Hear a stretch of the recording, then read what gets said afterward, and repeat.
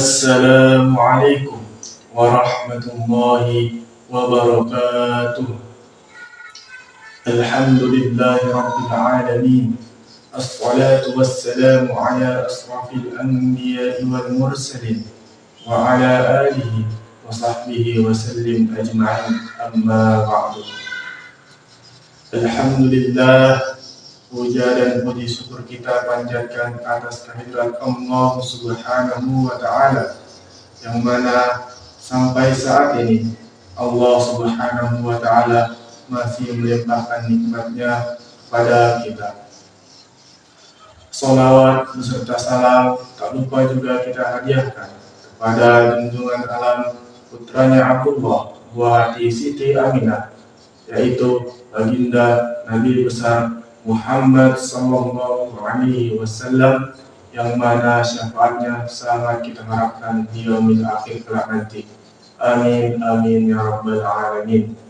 Alhamdulillah, sahabat wasim yang dimuliakan oleh Allah Subhanahu wa ta'ala, tepat pada hari ini kita sudah memasuki Ramadan yang ke-24.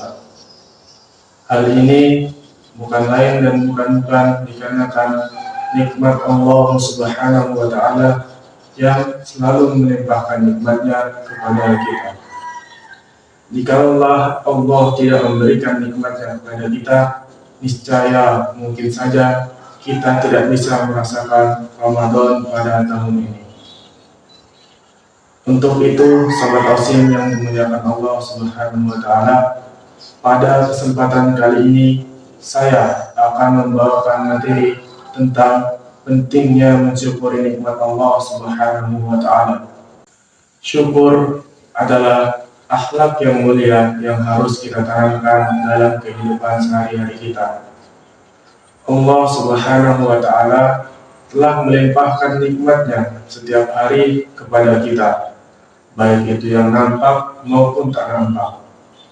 Sampai-sampai sahabat Qasim yang dimuliakan Allah Subhanahu wa ta'ala diumpamakan, jikalau lautan dibuat sebagai tinta dan pepohonan dibuat sebagai pena untuk menuliskan nikmat-nikmat yang diberikan oleh Allah Subhanahu wa ta'ala, niscaya itu tidak akan cukup untuk menuliskan nikmat-nikmat yang diberikan oleh Allah Subhanahu wa ta'ala.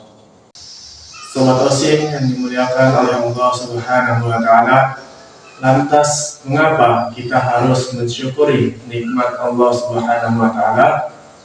Allah Subhanahu wa ta'ala berfirman dalam Al-Quran surah Ibrahim ayat ke-7.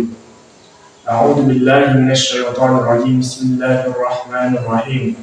La in syakartum la'azidannakum wa in kafartum inna 'adzabi lasyadid. Shadaqallahul 'azim. Kata Allah Subhanahu wa ta'ala dalam ayat tersebut, apabila kamu mensyukuri nikmatku, niscaya akan aku tambah nikmat itu kepadamu. Namun apabila engkau ingkar kepada nikmatku, maka ketahuilah azabku sangatlah pedih. Sobat Qasim yang dimuliakan oleh Allah Subhanahu wa ta'ala, dari ayat tersebut kita dapat menyimpulkan bahwa syukur dapat menambahkan nikmat kepada kita, sedangkan kufur dapat memberikan azab yang sangat pedih kepada kita. Sobat Qasim yang dimuliakan oleh Allah Subhanahu wa ta'ala, Rasulullah Shallallahu alaihi wasallam juga mengajarkan kita untuk selalu bersyukur. Dalam suatu hadis diriwayatkan oleh Muslim, Rasulullah Shallallahu alaihi wasallam bersabda, lihatlah kepada orang-orang yang di bawah kalian dalam hal dunia, dan janganlah lihat kepada orang-orang yang di atas kalian, dikarenakan hal itu lebih pantas agar kalian tidak meremehkan nikmat yang diberikan oleh Allah Subhanahu wa ta'ala kepada kalian. Sobat Qasim yang dimuliakan oleh Allah Subhanahu wa ta'ala, lantas bagaimana cara kita untuk dapat mensyukuri nikmat-nikmat Allah? Dalam hal ini terdapat 3 cara untuk mensyukuri nikmat-nikmat yang diberikan oleh Allah Subhanahu wa ta'ala. Cara yang pertama yaitu dengan hati. Kita tanamkan di dalam hati kita bahwa seluruh nikmat yang kita dapat adalah dari Allah Subhanahu wa ta'ala. Yang kedua, sahabat Qasim yang dimuliakan Allah Subhanahu wa ta'ala, kita dapat bersyukur dengan menggunakan lisan kita, yaitu dengan mengucapkan kalimat Alhamdulillah setiap harinya. Cara yang ketiga yaitu dengan tindakan.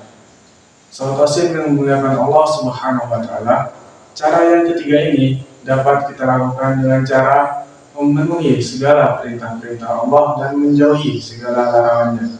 Jadi, itulah 3 cara untuk bisa mensyukuri nikmat-nikmat yang diberikan oleh Allah Subhanahu wa Ta'ala.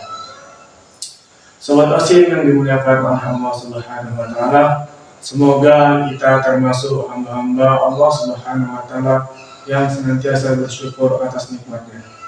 Sobat Qasim yang dimuliakan oleh Allah Subhanahu wa Ta'ala, mungkin hanya ini yang dapat saya sampaikan. Lebih dan kurangnya saya mohon maaf. Kebenaran datangnya dari Allah Subhanahu wa Ta'ala, kesalahan datang dari diri saya sendiri. Saya akhiri, wabillahi taufiq wal hidayah, waridha wal inayah. Wassalamualaikum warahmatullahi wabarakatuh.